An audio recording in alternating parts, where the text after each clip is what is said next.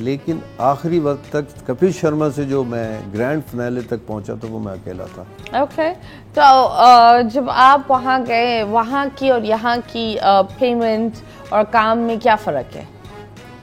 मैं बोलूँगा तो फिर वो कहेंगे कि वहाँ की तारीफें कर रहे हैं काम वहाँ के लिए। ज़मीन और आसमान। हम ज़मीन है या वो आसमान? आप खुद समझ लें, हमारा तो मुल्क हमेशा आसमान है। हम तो यही कहते रहेंगे चाहे हमारे साथ कितने जुल्म सितम। लेकिन आर्टिस्ट की कदर नहीं है आई बिलीव हमारे मुल्क में। नहीं, वहाँ मैं आपको एक मिसाल देके बस खत्म कर दूंगा, इससे ज्यादा बात नहीं कहूँगा। वो आर्टिस्ट को हथेली की छाले की तरह रखते हैं, बस आप समझ जाए किस तरह कि वो कॉम्प्रोमाइज नहीं करते। हम कॉम्प्रोमाइज कर लेते हैं। जैसे अभी मैं आपके सामने यहाँ बैठा हूँ, मुझे किसी चीज की जरूरत है तो आप कहेंगे नहीं उसमें तो 1.5 घंटे लगेंगे, आप रहने दें, अभी फिलहाल ये करें, फिर जब ख़त्म होगा तो नहीं। वहाँ मैंने एक छोटी सी एक मिसाल दे रहा हूँ कि मैं यशराज स्टूडियोज में एसी बहुत चिल्ड होता था, मैं 3 कोट पहनता था। वो इतनी सर्दी ठंड, और हलक खुश्क होता है, आपको पता है सर्दी में जब आप बोलते रहते हैं तो हलक खुश्क होता है। तो मेरा हलक खुश्क हो रहा था जब मैं रिहर्सल कर रहा था। तो मैंने कहा ये पहला एपिसोड था और मैं पहली दफ़ा गया था।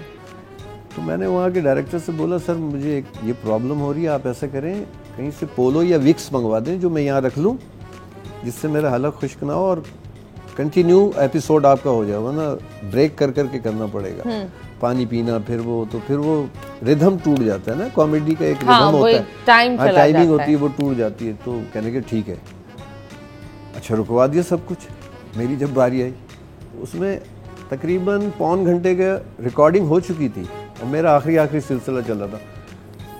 तो वो गया, आपको पता है मुंबई का रश, वो बेचारा गाड़ी पे गया लेने के लिए, हालांकि बाइक पे गया।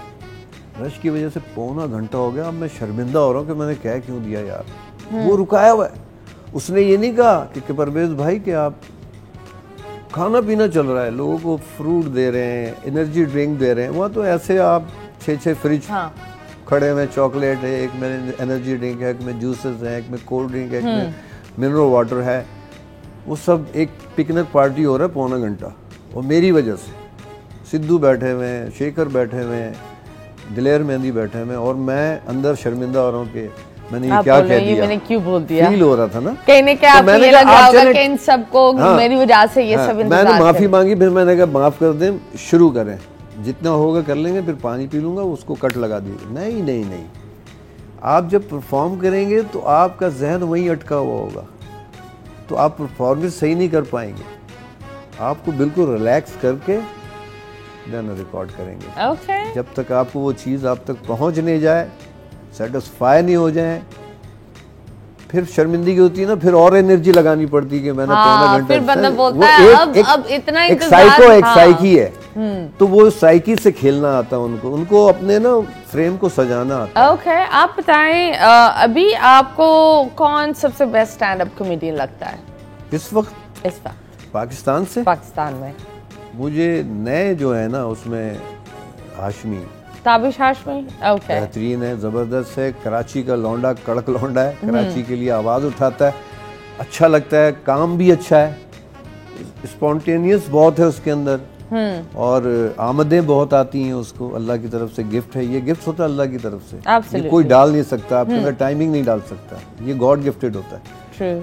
और मैं जहाँ तक समझता हूँ कि उसको कराची में उसके तो अपनी एक व्यूवरशिप है, उसके अपने इतने माशाल्लाह व्यूज आते हैं, अकेले ही बहुत है वो, एक शो के लिए अकेला ही बहुत है।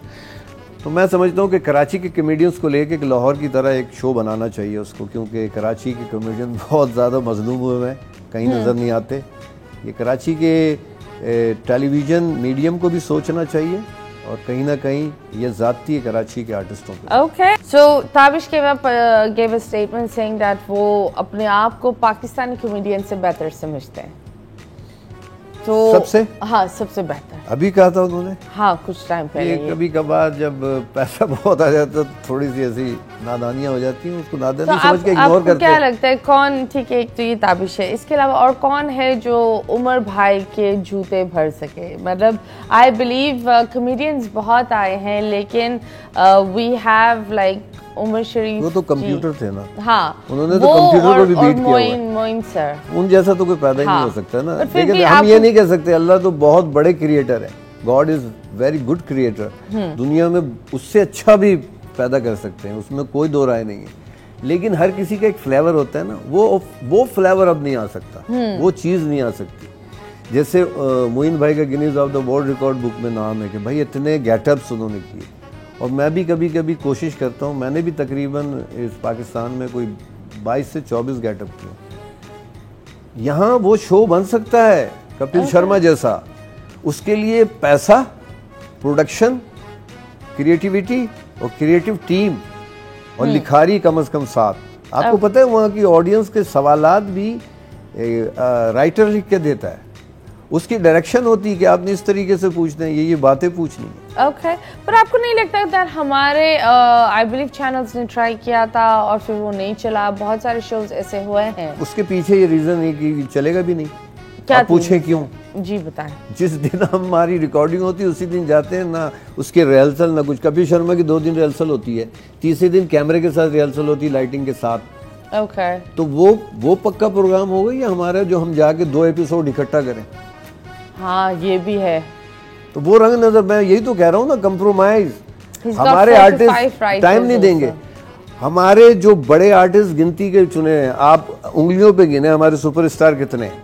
हाँ ये कितने हैं बताएं, आप बताएं। मतलब I would say Humayun Saeed समेत, हाँ 40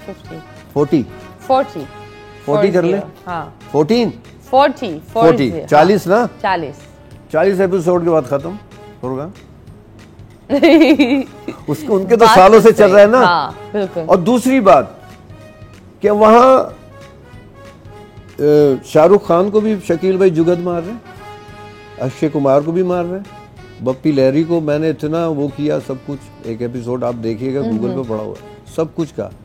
उनके माथे पे शिकन नहीं पड़ती, लेकिन हमारा सुपरस्टार अकड़ जाता है, हमें बोला। अरे भाई ये तो कैरेक्टर है यार, मैं कैरेक्टर हूँ। अगर वो गुद्दी कैरेक्टर है या डॉक्टर गुलाटी कैरेक्टर है, वो आपके पर्सनल नहीं हो रहा है ना। ठीक है, आप किसी फिल्म में काम करते हैं, अगर आप विलन है तो आपको क्या मुक्के नहीं मारे, फूलों का हार पहना है? एब्सोल्युटली, आप यही है ना, बिल्कुल। तो यही होना चाहिए ना। तो यहाँ ऑब्जर्व नहीं करते अंदर ना। कॉमेडी आई बिलीव कॉमेडी एक कॉमेडी है, उसको कॉमेडी वे में लें आप। अगर मैं जिस तरीके से कपिल शर्मा, आप देखें कैसे मजाक करता है, किसी के माथे पे शिकन आती है? नहीं आती। अमिताभ बच्चन क्या क्या बोल देते हैं उसको, बिल्कुल। अब इधर कह देंगे किसी को तो वो तो मुंह बना के बैठे, तूने मुझे कहा। 2 टके का कॉमेडियन तू मुझे कहेगा? ये लड़ाइयाँ होंगी।